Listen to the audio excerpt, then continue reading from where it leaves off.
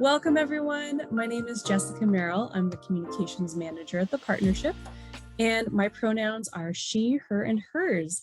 And today we're going to be having a conversation with Dr. Aleese Moore-Orbih and Matthew White on our board of directors. Aleese is our executive director here at the California Partnership to End Domestic Violence. And they're going to be discussing their own personal journeys of survivorship, activism, and an invitation to awaken the change maker in you. Each of us has a role in ending gender-based violence and at the intersection of all patriarchal violence and oppression, whether it's through making a donation to the partnership and your local domestic violence organization, joining our coalition as a member, or deepening your organizing in the field. So before we get started, I'd like to do a land acknowledgement.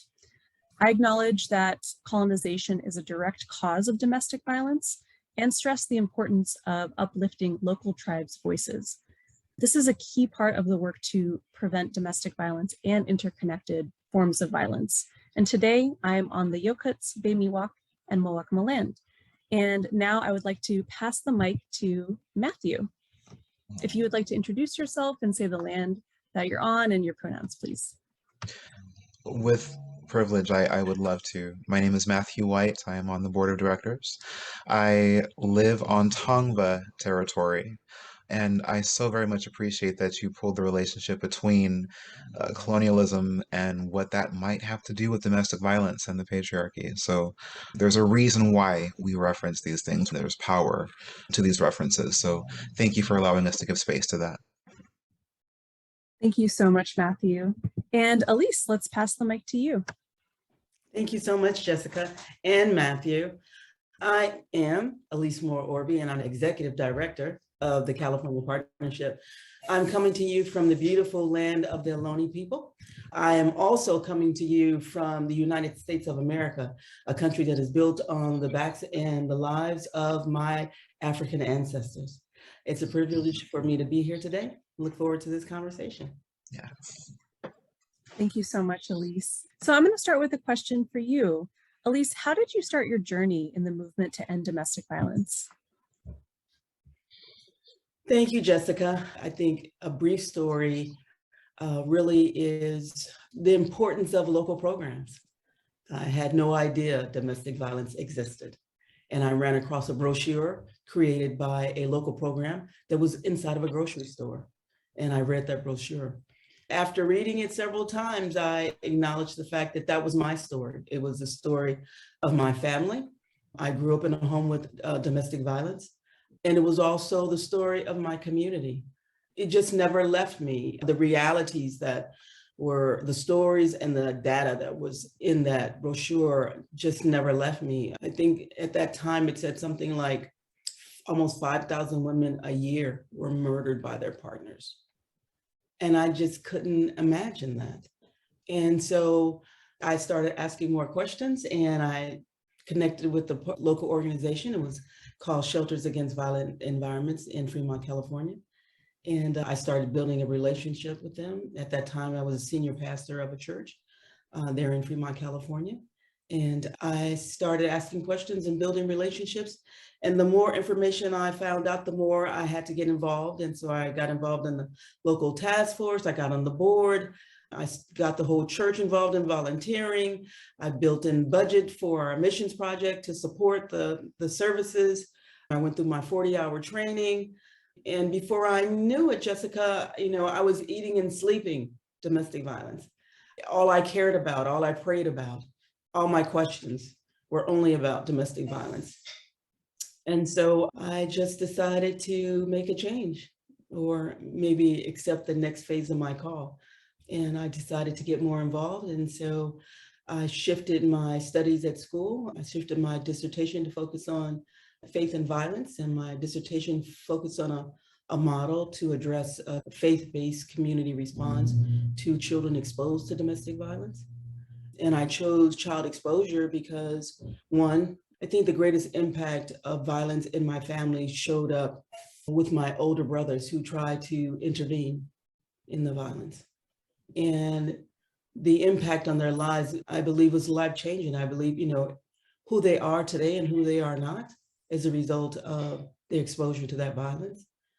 And as I did my research for my dissertation, then I discovered that something in California at that time, something like 40% of the boys incarcerated for assault and attempted murder were in youth authorities because they had assaulted or attempted to murder their mother's abuser. And something like 40% of children, or maybe 60% of children who are exposed to domestic violence are also physically and sexually abused by their perpetrator. Those kind of numbers made me feel like there was nothing else for me to do in life but to be about ending domestic violence. I'll stop there though, but that's how I started my work, my call, my mission to prevent and end domestic violence. Thank you so much for sharing, Aleese. And you've posed this really critical question in the context of domestic violence, but also with holding systems accountable, right? Is love an option or is it a necessity? Should we be working from a framework of beloved community? Sure. Yeah, so love is foundational. Love is the mirror that reminds us of who we are, human beings.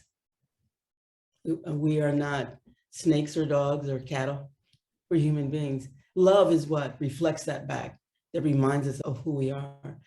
And so in this work, how we do what we do is just as important as what we do. And so if we're not doing this work because of love, for love, to love, it's all vanity. It's just another career choice. This work has to be because we know that love is the answer, because beloved community is what we're called to be, loving human beings. And that's what we want for everyone. We want everyone to know self-love and to know love of others. And that's what ending violence is about. Moving the fear and the violence away and making space for love. Beautifully said. Thank you. Matthew, can you discuss how you'd answer this question? Is love an option or a necessity in the context of your own survivorship and of your work as well? I'd be honored to talk about it. Thank you. And I first just want to lift both of you up for allowing me to be a part of this conversation. Domestic violence has been a women's rights issue for a very long time. So for a man's voice to come in and speak about it, I appreciate that space, but I don't want to take away from the space of so many other victims that have been victimized by someone who looks like me. And I recognize that, and I want to make sure that I give voice to people that want to end that, because there is power in that as well. When it comes to love, and if it's a necessity or an option, it's both. I believe that the option gives us the validity for necessity. We can choose to be grateful. We can choose to give love. We can choose to dignify someone's experience or identity. We can choose to respect someone else. And it's only when we choose not to that we begin to see what happens when we don't make that choice. Then it becomes a necessity. Then we wish, you never know how thirsty you are until you haven't had water for a while. And you recognize, okay, this is a necessity. I have to have this. But if we make love a mandate, there's no glory in that. There's nothing sweet about that. So we do have to give people that choice to choose it. But it's up to us as organizers to pave that way so that way they can. Aleese, you mentioned the next phase of your calling and how you knew it was time for you to step up and do something differently. People don't always know that they're a part of a movement. People that are in the movement, like we are, we're doing everything we can to end violence once and for all. And we're unfortunately a long way from doing that. But until we get there, we have to pave the way for other people to join this movement and let them know that there is a next step in their call. That's how movements are built. They get to see that there's something for them to be a part of. There's a value for them to walk in alignment with. There's something for them to respond to. And in this work, we don't always get a chance to stop and say, here, I'm doing this work because I am responding to this value. I am responding to this traumatic experience. And it's unfortunate because many of us are in this work because of an experience that we've face, and we're trying to find a way through that by helping other people. But if we don't make that choice to do it, if we were mandated to do it, it would not be the same work. We're privileged to be able to make the choice to stand up and say, I recognize that there is a problem. I recognize that my heart, my own capacity for greatness is against this thing that I'm trying to fight. And I can respond to that. So it really is important that we as advocates do what we can to give ourselves that space to respond and choose love, like you said. I love that question. Is it a mandate or is it an option? It's both, but it requires work to see one through to the other. Thank you, Matthew. Sure. And I've also heard you talk about each of us having a different role to play, right? Based on our own experiences with surviving domestic violence, witnessing domestic violence, being concerned about a loved one. And you mentioned, getting involved in legislative work or going down to your local business and providing information at the register. And I'm just wondering if you can expand a little bit about the different roles people might take based on their own readiness and experiences. One thing I often remind myself of is the power of naming your space and naming your emotions, naming where you are, what you're trying to do. And sometimes that means naming your trauma as well. And if you have experienced domestic violence, if you have been a victim by someone else's ignorance or their foul play, you have a right to name that. It's not the prettiest name, but that's yours, and you can do something with that. Uh, I am a survivor.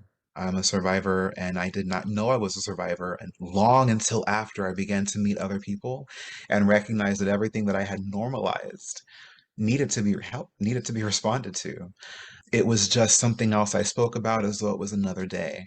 Did that get me through those days? Sure. Was that the healthiest way to respond to it? No. And I would never want someone else to normalize something so traumatic, so unfortunate as being a child and having to watch your home be torn apart because of someone else's bad decisions. No one deserves that. No one deserves to feel that way. And so, when speaking to people today about what they can do and finding their own role, it starts with naming where you are. Why do you want to do this? What's inspiring you? What makes you want to respond to someone else? Was it something that you saw? Was it someone that said something to you that made you think differently about your own actions?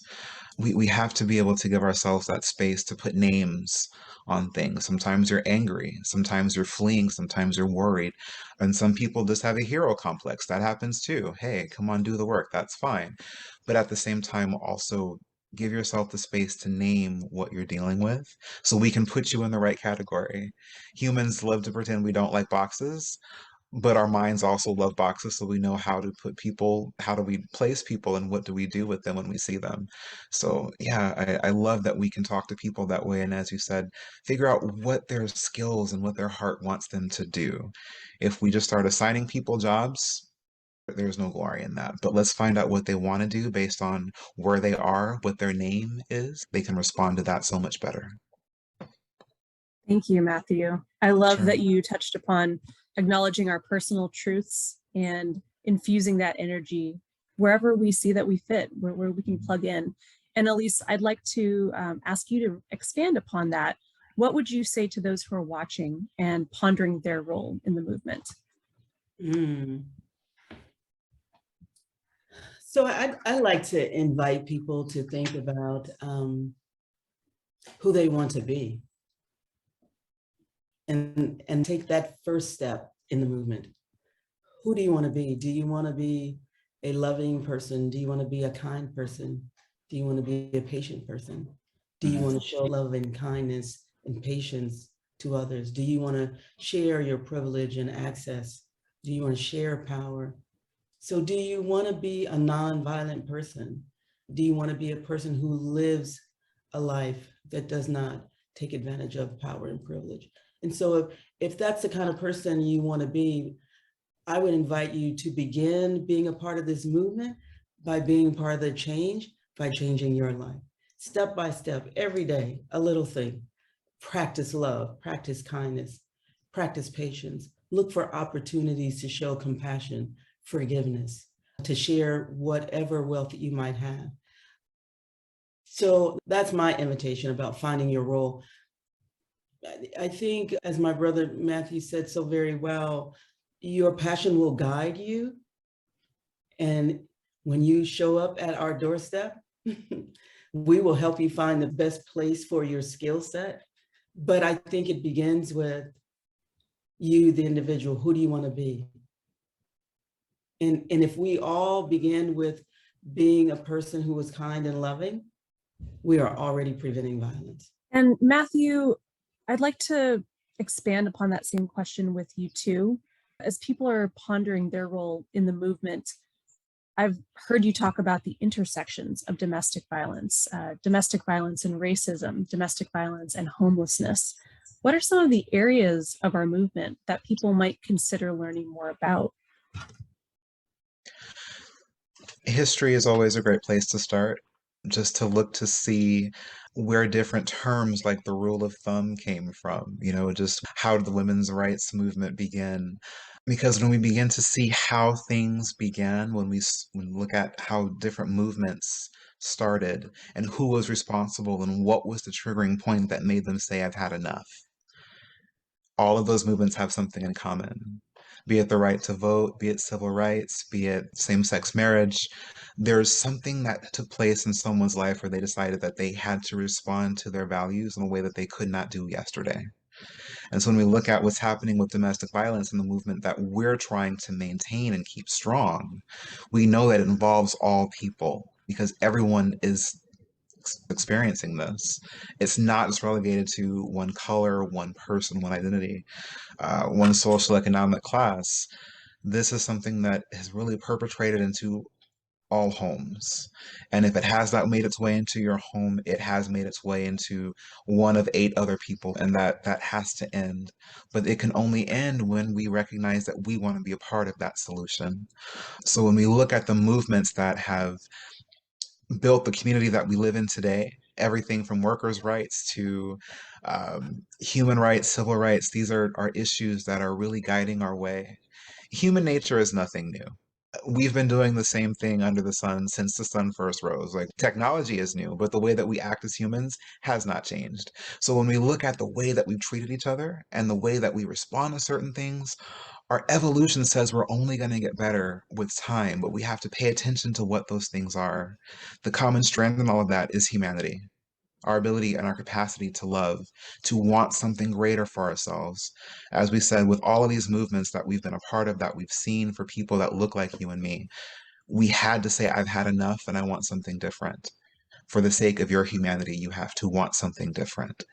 At that intersection, the partnership is doing work like AB 71 to include homelessness in that fight to end domestic violence, because we know if you are displaced by your abuser, you're no longer in your home. Our politicians are having a hard time seeing that. So that's just one example of intersectionality, when we try to bring people to that crossroads of what they can do and what they can see and what they can become. But they first have to know where they've come from and recognize that human nature is going to keep on rolling. But the experience gets a little bit better when we understand why and how it works that way. We can make a difference. That sounds cliche, but when we lean into our humanity and decide to choose love, like Dr. Aleese said, we can do a little bit better for ourselves. Absolutely.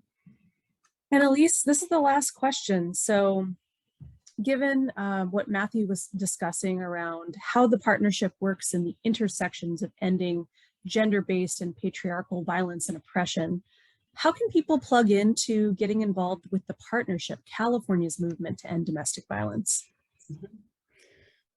The California Partnership provides some top-notch technical assistance, some of the best, I would say, in the country, to local programs providing intervention services, everything from providing safety to justice work, legal aid, to housing, a myriad of issues that we address to better equip local programs to serve their communities.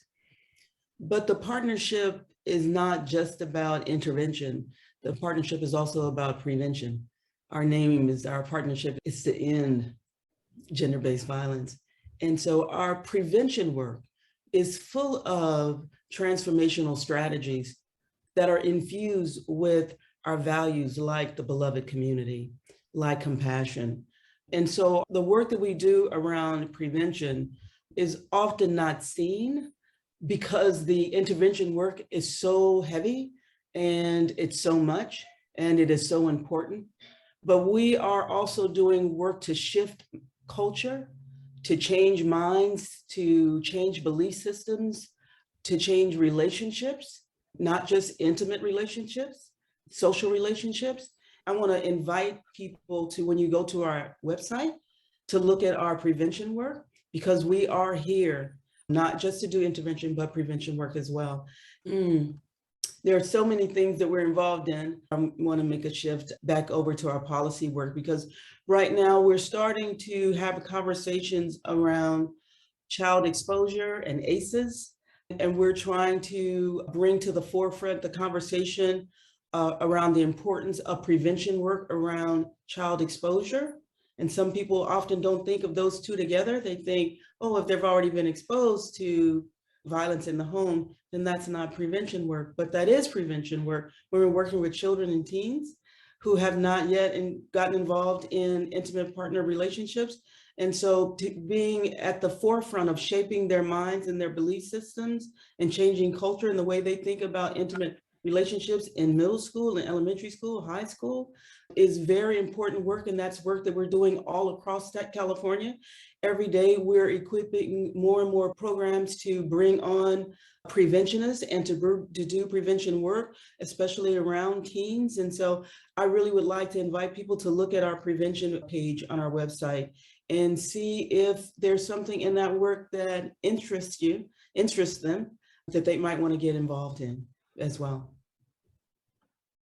Thank you so much, Aleese. And for folks who may not be directly involved in the movement, but they are inspired by the work we're doing to transform systems to be more equitable, right? To really challenge those root causes of oppression that lead to domestic violence. Can you describe a little bit about our holiday campaign and basically how they might be able to make a gift to the partnership? Absolutely, absolutely.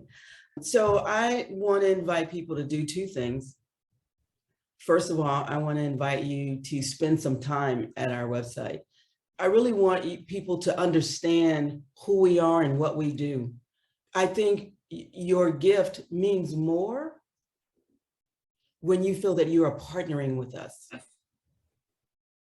And so partnership begins with being educated about what it is, what's going on, and what we do about it, so that you really feel like, yes, this is a place where I belong. This is something I really want to move forward.